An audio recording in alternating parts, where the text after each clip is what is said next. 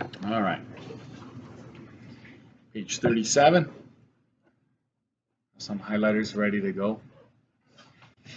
And I made some modifications to this booklet, and I kind of messed the order a little bit. So I'm going to go through 37, and then we're going to go back a page or two and go over the different scenarios that you could encounter when you're doing word problems. Okay? So, applying the laws of sine and cosine to word problems. Now that we've learned how to solve for sides or angles using sine or cosine law, we can start solving word problems. In general, you should include the following as part of your solution. Okay, so in general, I would strongly suggest to draw a label diagram. Give it letters. If there aren't any given, then you give it letters. Okay. If it seems that you're stuck, okay, this is very important. If it seems like you're stuck, start solving for sides and move in onto the unknown side or angles. So start solving for what you can, and then things will open up and you're going to start seeing, okay, now I see how I'm going to answer that one question, right? Show how you set up and solve for missing dimensions. Round your final answers, right? We just round our final answers to 2 decimal places, including angles. Okay, remember to check if your answer is reasonable. All right, so some definitions and concepts. I'm sure you've seen these before, but angle of elevation and angle of depression, you need to make sure you understand that concept. So this is my best attempt at doing just that. And I'm not an artist, so don't judge, okay? So you always want to measure it from the horizontal. So I'm going to use a ruler for this. You don't have to, just try to make, so I'm going to make the eye height here of this person be horizontal here for me. Okay, so that's a very important, that's where we measure from. So this is the horizontal. And so if you're observing something up, right, if you have to tilt up towards something like up in the sky, let's say, or a tall building, right, the line of sight to that object, right, the angle that's formed between the horizontal and the line of sight, this one right here, is called the angle of elevation. It'll be in degrees, of course. And if there's something on the ground, let's say a bug,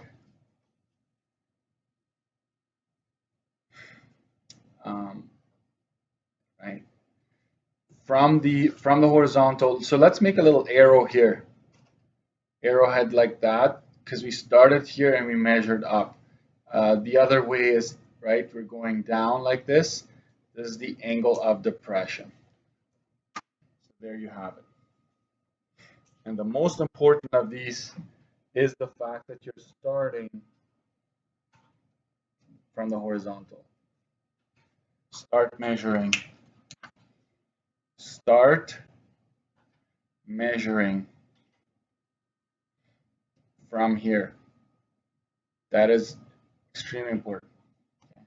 I'm going to put this in like a cloud here. Can you see all right, or do you want me to close the blinds? You good? Caitlin, back there, Athena, you're okay there? All right. So there we go, angle, elevation, depression. So that's an important concept. You're going to see a lot of that actually moving forward. Supplementary angles, right, angles whose sum is equal to 180 degrees. Okay. So we're going to come across that quite often. So think of, like, you're going to start like this is the ground, there's an angle of elevation looking up, right? And maybe there's a person standing somewhere over here looking at the same object, right? And so what often the question will always give you the angle of elevation, and it's going to be the smallest angle. Okay, guys? You never use an obtuse angle to measure angle of elevation. So let's say this is 60. This person is looking up at the sky, right? Observing something, and they'll say the angle of elevation is 60. Well, guess what? We want that angle inside the triangle, or else we can't really work with that triangle. So guess what? This is going to be, if this is 60, then this is 120, right? So we know that along the horizontal lines, if it's intersected by any other line, we know we have a 180 happening there. Okay. So remember this rule, right? This is 180 degrees right along that horizontal line. So that's going to be very helpful in bringing information into the triangle. Guy wires, do you remember what guy wires are from grade 10? No? It's just a fancy or an old English word for a supporting cable. That's what it is. You've never heard of a guy wire? Okay. So the most common example is like a hydro pole, right? When you see those, don't you see the cable sometimes with like a yellow sleeve around it, a plastic sleeve, so you don't like hurt yourself? That's a guy wire. So you can tell that there's going to be a triangle there. It could also be a flagpole, right? You have a flag here, and it's being supported by a guy wire on either side. It could be that one is longer than the other, right? So there you have more guy wires. So guy wires are very common in trigonometry. It's just a cable that supports a structure. Fence posts, you name it. There you have it. And last but not least, your good old Pythagorean theorem. From time to time, it may come in handy, but remember, it only works when there's a right triangle.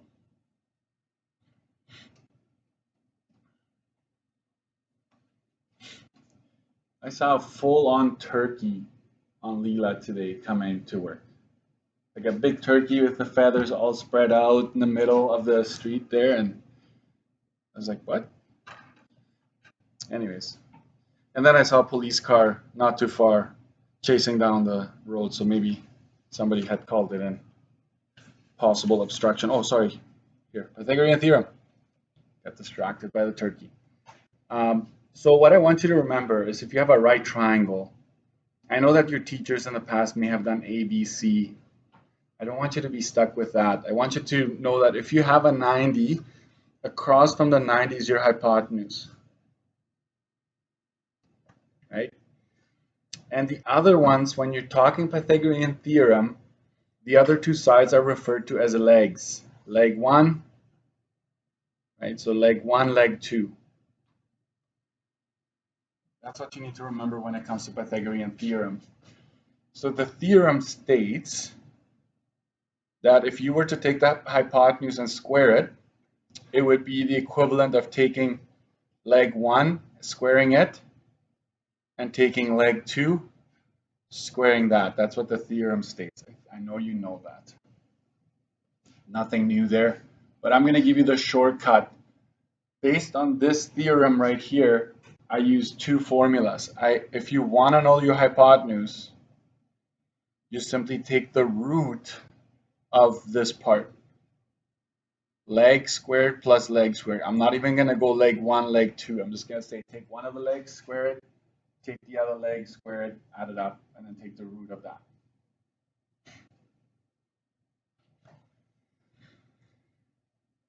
If you want to know one of the legs, right, leg is what you want, then the hypotenuse will be given. So you take the hypotenuse, you square it, and you subtract the other leg that will also be provided.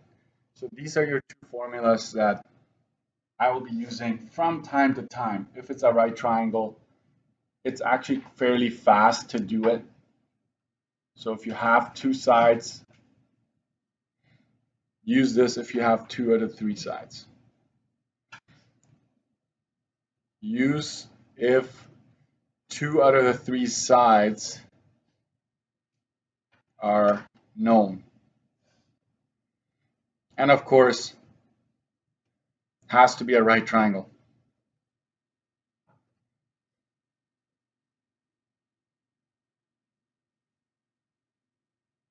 Has to be a right triangle, or else it does not work. Again, we're not going to use this a whole lot, to be honest, but when I do bring it up, I want you to remember I'm using Pythagorean theorem. And I'm jumping straight to these ones, to be honest. I'm going to go jump one of these two. I'm not even going to start with this. Okay, it's one of these two here. Adding legs, when the hypotenuse is involved, you subtract.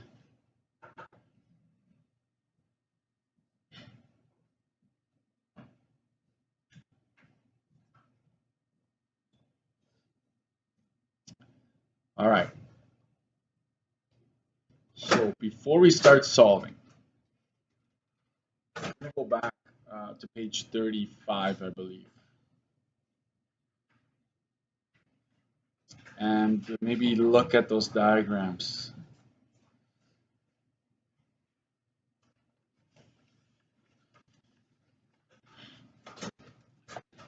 Types of scenarios, that's 35.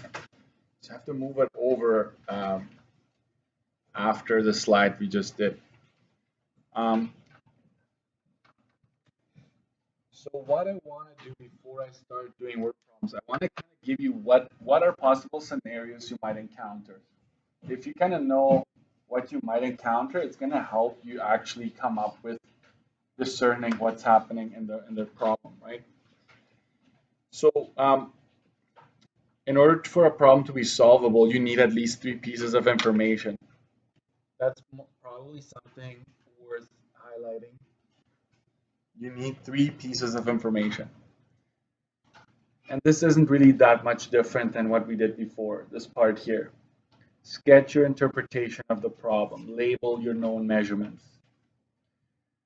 Identify the unknown angles or sides you will need to calculate. Assign variables there too. Use sum of one triangle is equal to 180. You can even use alternate interior angles are congruent.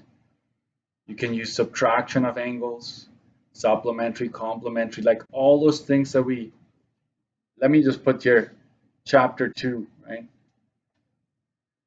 We learned all of that, like everything we've learned in chapter 2 may come in handy.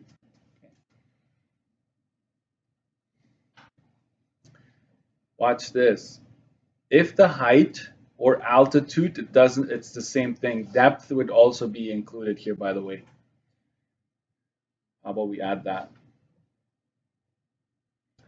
Depth is provided. You will be working with right triangles.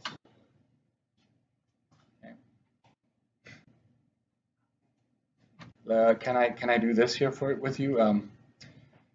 Like if you have a scenario here and the height is at all provided, you have 2 right triangles, one on either side of that height or depth. Right? Check if the information you transferred makes sense and it is in the correct place. Set up and solve, include units, round to 2 decimals. So a lot of repeated information here, but I just wanted to mention that. Okay, let's dive in here.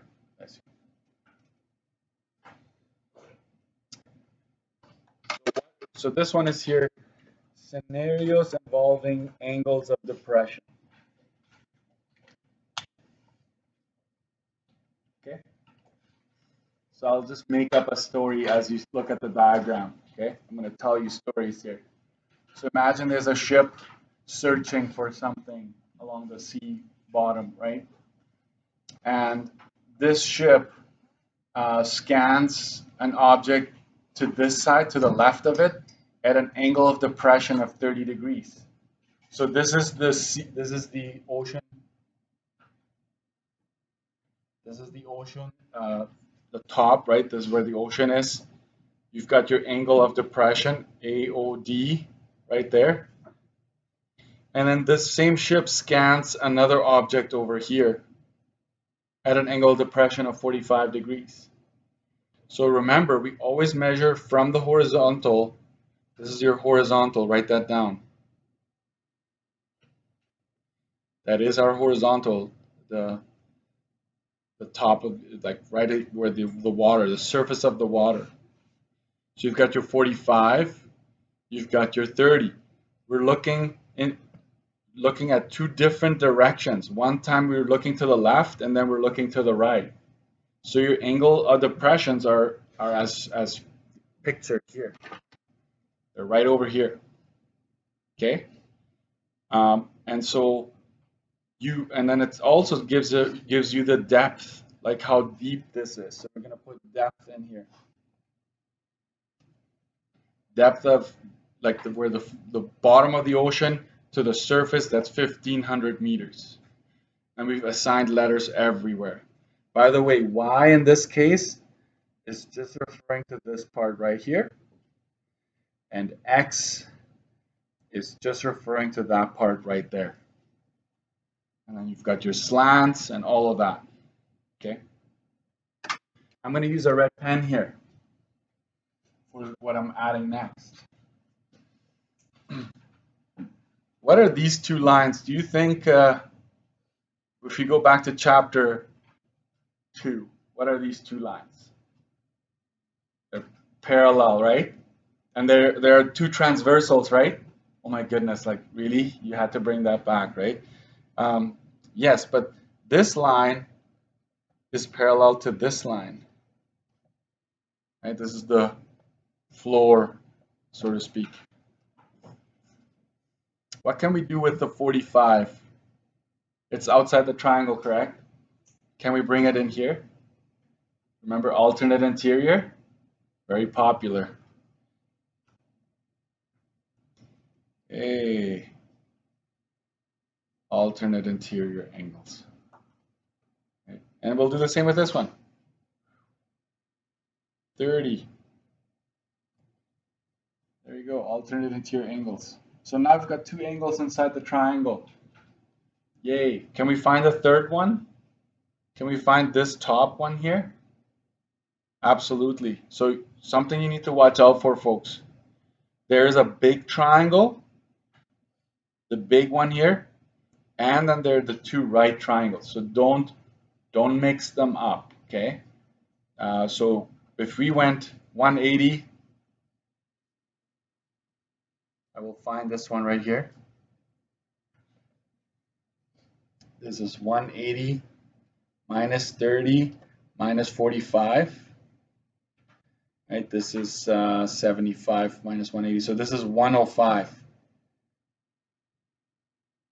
105 is the entire top angle there. Could you have found it a different way? Anyone? Do you see that this is a horizontal line here and that this makes a 180 here like this? So you could have gone 180 minus 30 minus 45, still get 105. So it should all jive, okay? Just like a good choir. So this is what I wanted you to see, is like the setup, and then how do we fill in more information before we even start solving for sides, okay? So follow me here a bit. I know you just give me the example. I will just do it. It's not helpful to jump in if you're not ready to interpret. You know what I mean? So what can I ask you here now? I can ask you, hey, what's the distance between the first object the ship could see and the second one? Like, what's the total distance between them? Well, we're going to have to add up x and y, right? We're going to have to add these distances, and then we know the distance between those two objects. I was kind of thinking of Titanic, like when they were looking for wreckage, they found that one here, like how far apart? Is it the ship? What is it, right? That inspired that question. Anyways, so that's scenario 1, right? Maybe I will add a few notes on the side here if you don't mind writing this down.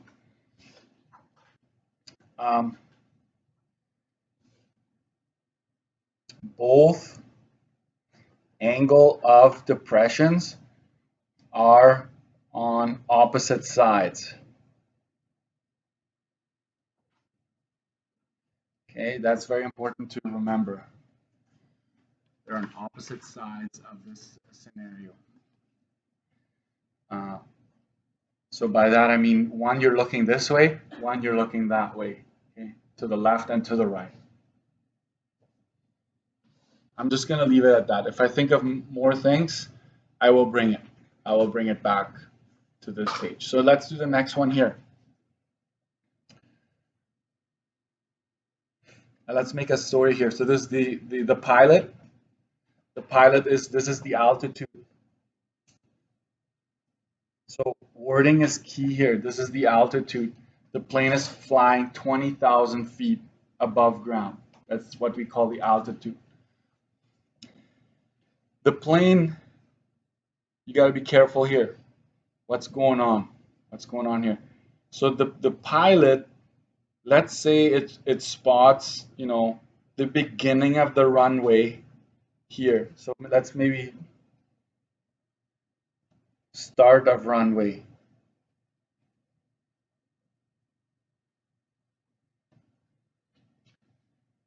So at what's the angle of depression from the pilot to the beginning of the runway? It is 45 degrees. Okay, you have to look further down, right? Like the beginning. And then there's another one, a line of sight to the end of the runway.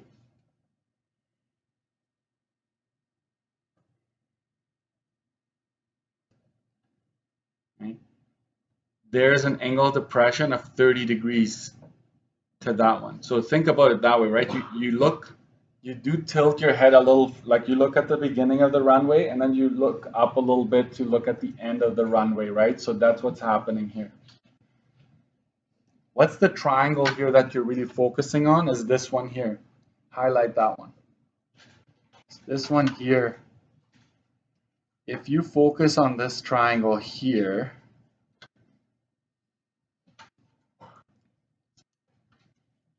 I'm going to re-sketch that one a little smaller. Don't make it that big, right? So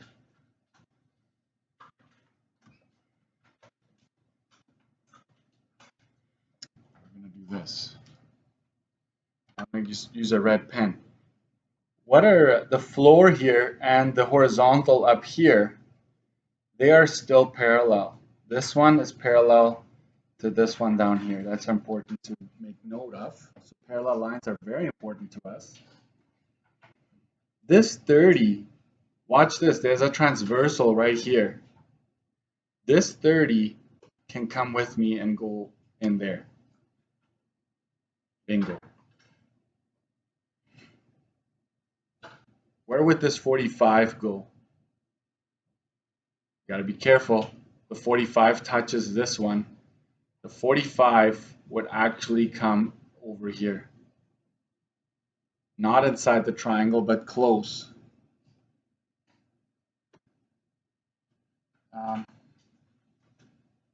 Does this make sense? The 45 is this angle right here. So technically I'm taking that angle and putting it over here. Okay. What else can I find in here? I can now find this one. So this angle right here is 180 because there's a horizontal line here, minus 45. And that's 135 degrees. So now I have this one. I already have the 30. I can now find this one, right? I can just go 180 minus these two and find the third angle. However, would it make sense to you if I took 45 minus 30, like if I subtracted these two to get that sliver? Okay, so I'm going to show you that part. I'm going to go 45 minus 30 is 15 degrees, and that goes in there. And now you have a triangle with a bunch of angles in there. but we're going to also have to use this one right here. Okay, there's a right triangle.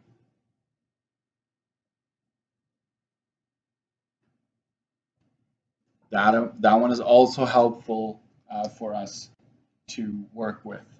In fact, because this right triangle has a side, you would probably want to start with it, solve this side that they share, always find the one they share, and now that you have this y here, you will be able to solve further in that triangle. Okay, so that's that. So these are two scenarios, angle depression. I'll just say a little note here on the side. Both angle of depressions are on the same side.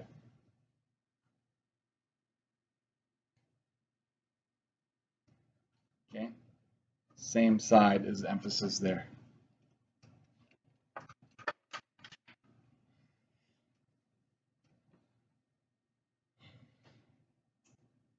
So angle depression is usually a bit more challenging. That's why I spent a bit more time on it. Let's continue here.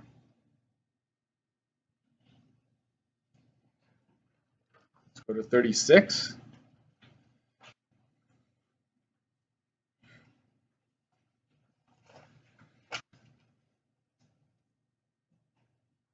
Angle of elevation. So I'm going to highlight that. Scenarios involving angles of elevation. So in this case here, you've got angle of elevation is in there. This is also an angle of elevation right there because it's measured between the horizontal and the line of sight going up. Okay. In this particular case, can you just make sure you understand this? Some students, they see this 35 and they want to say, oh, 35, H is across from it. That is true. But what else is across from 35 if you keep going further? 12.5, correct? It's also across from it. So when you say 35 over H, you better then ignore the rest. You're stuck with that triangle now. Right? Don't be using 12.5 if you're gonna go sine of 35 over H. Okay. So, but if you go sine of 35 over 12.5, okay, now you're using the big triangle. So you better stick to the big triangle. You know what I mean? So you have to be careful there. Maybe more examples will make that clearer.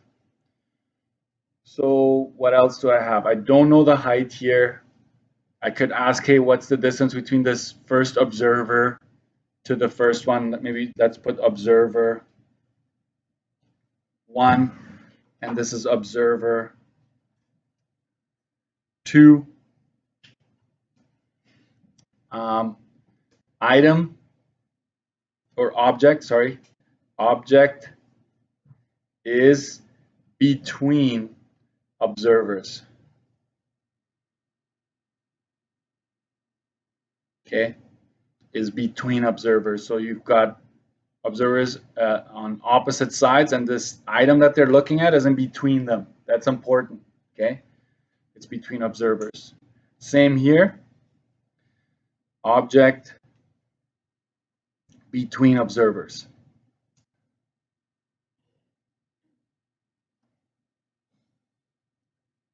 Both angle of elevations are given. Angle of elevation, and this is also an angle of elevation right here. What is provided? I will say observer 1 and observer 2. The distance between them. This is distance between them. So sometimes the question will say, hey, these two people, they're 35 yards apart and they're looking up a tower, right? And what happens? It could also be that these are two wires that are 35 yards apart, and each angle of elevation is provided. Maybe figure out the length of each wire. Okay, so that's what this scenario could be. come back to this one just for 1 second. This question looks as though they might ask you for the height above ground of the air balloon, okay? Or it might also ask you for, hey, what's the distance between first observer and the air balloon, the direct distance. They might ask you, how far apart are these observers? Okay, so all of these things I can ask. Last but not least, tricky one here. The key on this one, these are still angles of elevation, okay? Key here is to solve, to start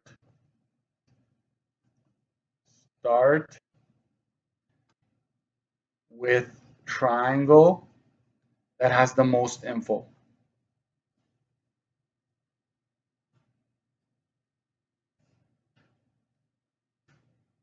Okay, the most information. That's what you want to do there. What do I mean by that?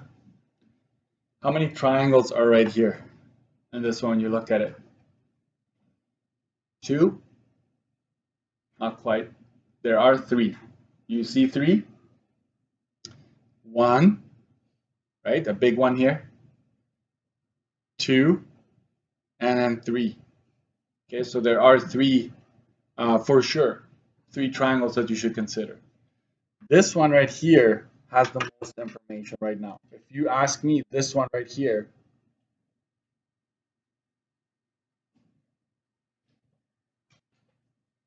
has the most info. And maybe you're not seeing it yet. You're like, well, wait a minute. There's an angle, there's a side. This one here, Mr. Dirksen, has angle, which allows you to find that angle. But you don't have a side. Okay, you don't have a side. So can you figure out, I'm going to use a red pen for this part. Can you figure out this here? This is a horizontal. We know this is 180. So if the horizontal line is 180 and this is 30, then this is 150. Oh, all of a sudden you've got more information. Can I find more? I've got 2 angles. I can now find this one. Okay, so I'm going to go 180 minus 150 minus 25. What is that? That is only 5 degrees. That's okay. Right? 5 degrees. So now you have most information there. So you had to do a little bit of work, but then you came up with your triangle that has most information. So I would start here. And then I would say this, make sure you solve for side that is shared.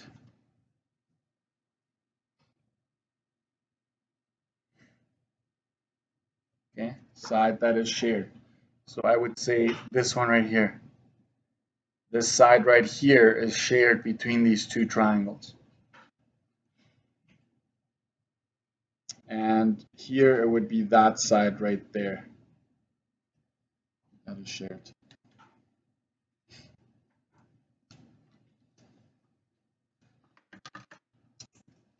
Let me give you a scenario for this one.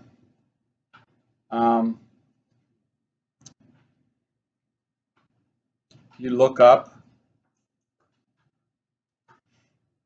at angle of elevation of 25 degrees, right?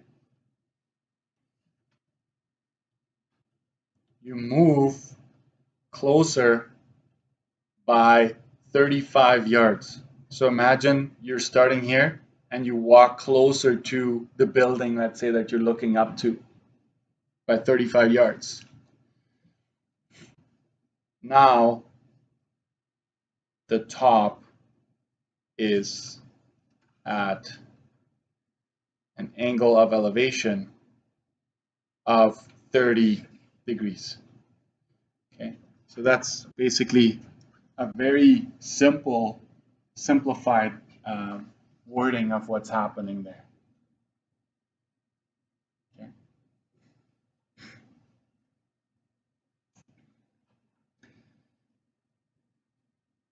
And last one, this is a scenario where, let's say you're standing right here and you look up at an angle of elevation of 20 degrees, let's say. You spot something here. And then maybe this is the bottom, maybe this is the bottom of a billboard, okay? Bottom of the billboard, you look up a little bit higher. So if it's 50 degrees of elevation, you look up to the top. So this is the bottom, and this is the top of something that's already high up in the air, but it has some sort of height to it. So you can see that this is the scenario that would unfold, right? Maybe I will add more to this once we have done a few more examples.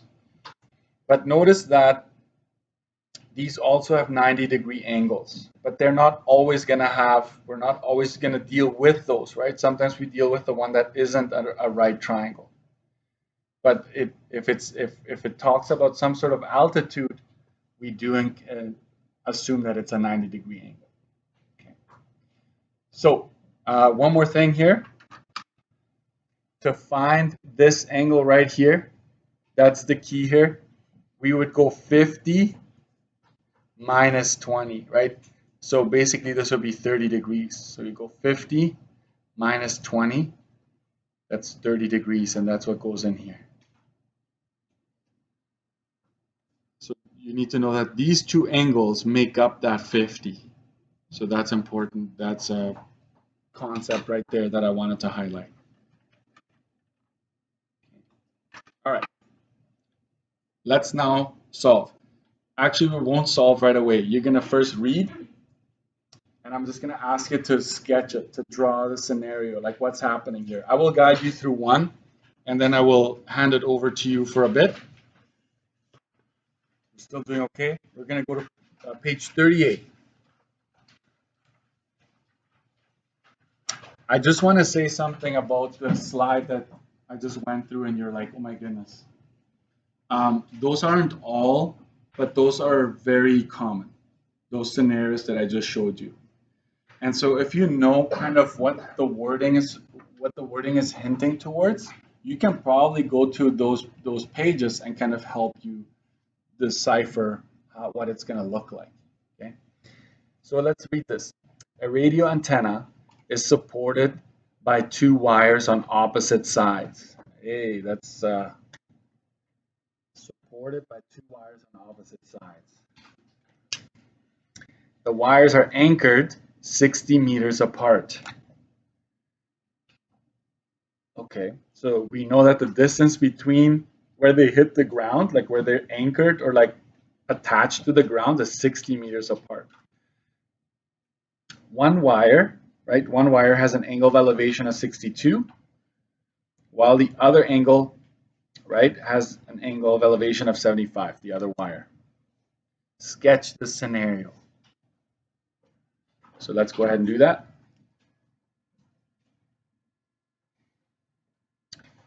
So we've got a radio antenna. So let's try to, I don't know exactly what it's supposed to look like, but often they have one of these braces, right? This is your antenna. And this is supported, right? So we're assuming that there's a ground. That is just assumed. And we're assuming it's flat, right? We're in Manitoba, so it's a pretty safe assumption to make. So there's two wires that are supporting it. So let's go like this. And a little bit further. I don't like going symmetric unless it clearly tells you that that's the case. So the ground just extends like that. This is wire 1. This is wire 2. So we give it letters. Okay. They're 60 meters apart. So we know that they're anchored. I don't know if that makes sense to you, but they're anchored 60 meters apart. So that's what you would do next. And now we need to put in the angles. By the way, which one do you think would be 75? Which one would be 62? I would say this. Just think of this. The closer you are to something, the more you have to look up, correct? So this one is a bit closer in my diagram. So I'm going to give the 75, I'm going to give this the 75 because it just says one wire is this and the other wire has an angle of elevation of 62 degrees. Emphasis, okay guys? Emphasis on that the two wires are on opposite sides of the tower, okay? This is what's happening. Because if they had said that the wires are on the same side, I've seen that, and maybe after today you'll see that too. I've seen towers that have two guy wires, like this. Wires on the same side. Okay. So that's what the diagram would look like if that's the scenario. So just be careful. Just be careful. Okay. I'm going to try my best to be very specific on the word problems, but sometimes you might have to make some assumptions. Okay. Right. Now we're good. Determine the length of each wire. Let's go for it.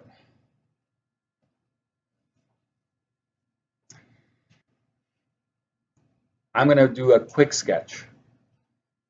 I would invite you to do the same. And just transfer 75, 62, wire 1, wire 2, 60 meters. And what's missing? The tower, right? The tower is missing on my diagram. I'm going to zoom into that. Because right now the tower is not even, they're not asking for it. They're just asking for the length of each wire. So forget about the tower. We don't know how tall it is. We don't know where they're attached. You know what I mean? Like it could be attached somewhere here. We don't know that. We just know that this is what's happening. So let's try to solve this. What would you use to solve this? Which law? Side, side, side? Out the window, right? Side, angle, side? No, because I need two sides and an angle in between. So it's definitely not cosine law. It's sine law, right? Let's give it some angles here. I'm going to call this ABC because I don't know. We were not told. So let's figure out angle A here. We know that angle A is 180 minus 75 minus 62. Okay. And that's 43 degrees. So we know that angle A is 43. And voila, you've got your pair. In fact, if you have two angles in a triangle, you might just want to go ahead and find a third one. So here we go. I'm going to use this space here. Sine of 43 degrees over 60 meters is equal to, okay, you just got to be careful here. I'm going to use 62 to figure out wire 1. So I will be looking for that. Are you placing the values where they're supposed to go? So W1 is 60 times sine of 62 divided by sine of 43. Wire 1. Grab your handy dandy calculator. So you multiply, you get that, then you divide by sine of 43. 77.68. And we are in meters. That's a very long wire. Anyways, if it's a really tall antenna, if you ever go on highways, right, you see these big towers with lots of wires going in every direction. And it could be quite long. Okay, so we've got that. We also need to figure out the other wire. Guess what? I'm going to start with the same pair. Could you have gone with cosine law now? The answer is yes, because this wire Wire 1 is now known to you, so you technically have a side, angle, side. So if you wanted to, absolutely. So we're going to go sine of 75 degrees over second wire. Just make sure you show me the work. And here we go. I will just give you the answer. We're expecting this wire to be a bit longer because it's 75 degrees. Earlier we had 62 degrees across from it. So this is 84.98. There we go. Now you've solved both of those wires. We actually solved the triangle.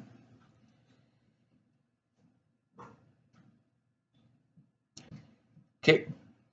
I think I'm going to be able to fit C just in here.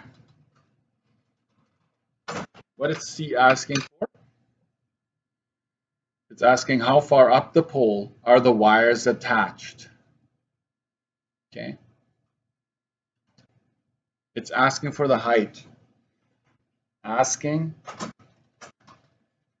for the height of triangle. That's what it's asking for. So how would you find the height? So this is my base, this is the ground. So based on the ground, you can grab this slant multiplied by this angle, sine of this angle, or you can grab wire 1 and multiply it by sine of 75. So we're going to go wire 1 times sine of 75. Wire 1, I got 77.68.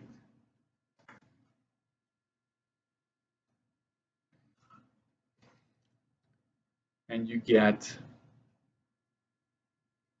75.03.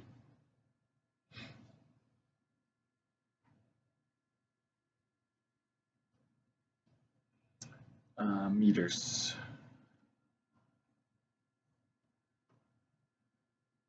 Let me just say here, or wire 2 times sine of 62.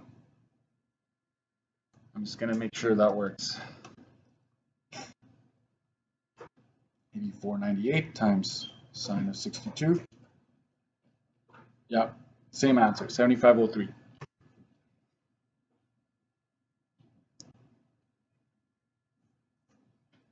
There we go.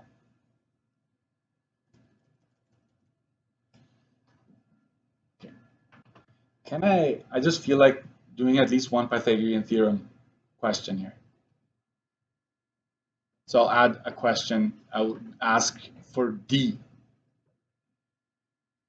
So if you could write that down, you should have enough space somewhere on here. So I'm going to close this off. I'm just going to say that D, how far, because this is a common question, how far from the base of the tower is wire 1?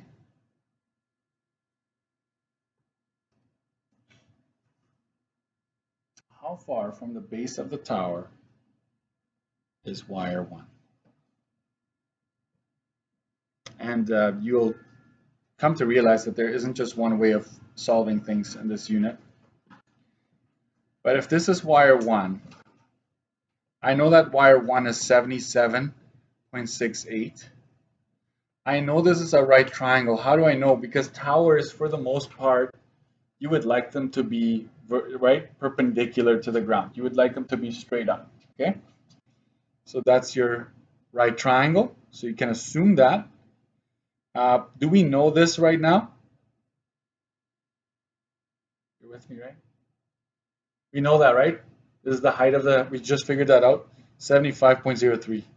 I forgot that it's in the morning and you're doing math and you're not too excited about that. Yeah. So this is basically what they're asking. How far from the base of the tower Base of tower. How far is wire 1 anchored this way? Let me focus. I feel like it's just me lately, or there we go. Hey, that's Pythagorean theorem, Mr. Dirksen, because got two sides and got a right triangle. Yes, you're right. What is this, a leg or hypotenuse? This is one of the legs, correct? Hypotenuse is right here. So I will go leg is the square root of the hypotenuse squared minus the other leg squared. Right? This is a leg that I'm missing. So I will just go and figure that out. So grab your calculators. I usually do the 7768 squared minus 75.03 squared like that. I hit enter. Then I go second x2 to call the root, and then I paste in the previous answer. So I'm actually going to show this 404.6 something.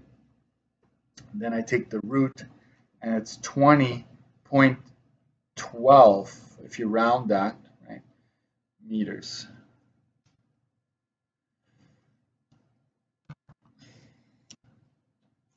Hold it. Could you have used sine law here or cosine law to solve for this? The answer is yes. The answer is yes. I don't know if you're interested, but I'm just going to say could have. This is 90. What's this angle right here? Based on our diagram, this is 75. If this is 75, you can find this, which is 15. Because it's 180 for this right triangle as well, 15. And this is x here. Do we know this? We do. This is wire 1. This is 77.68. So could have used sine. You have sine of 90 over this, sine of 15 over x, right? Could have used sine law. Could you have used cosine law? Yes, you could have used cosine law because you know this as well, the height of the triangle. So side, angle, side. You got it, okay? So whatever floats your boat kind of thing. Are we right here?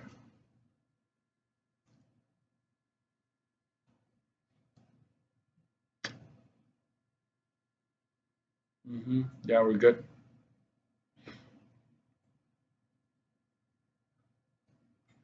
Whew, I almost thought I made a mistake. Question. I know you're tired already. I'm stopping in a bit. Could you have found, if you look up here for a bit, we know that 20 belongs in here, right? It would be fairly easy now to find out what the distance is from the tower to the second wire, wouldn't it? You just subtract your answer, right? You go 60 minus 20, and then you get that side. So you got to be creative. I see students, they would redo a whole nother sine law or cosine law again, or Pythagorean theorem. There's nothing wrong with it, but it does eat away from your time, right? So you want to be mindful of that. Okay, so here you go. Let's go. And I'm going to ask you to not focus on solving first and foremost. I'm going to ask you to go pages 39 to 41. So I'm going to write down at the top of 39, I'm going to say homework, pages 39 to 41. Graph all first, then solve.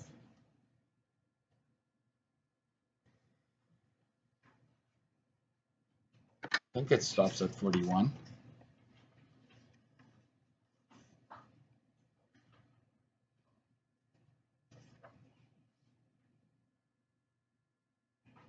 I'm going to say page 42 is a good one to try as well. Once you're done this, then try page 42. 42 is actually a bit more basic. It's just a basic review, but there's a bit of a curveball there with that grandfather clock. I should probably explain what a grandfather clock is. You know what that is? You know these clocks that usually grandparents would have that ding, ding, ding, like for every hour they make a sound? That's what that is. So if you go to 42, just do this anyways, regardless if you're planning on. So we're looking at, if you look at the box, if this is your clock, this is on 42. If this is the clock here, there's usually a pendulum that swings down here. And it swings side to side like that. And you can just imagine that there's a triangle formed as it swings. That's kind of what it's referring to. But make sure you sketch, okay? Like sketch and then try to solve.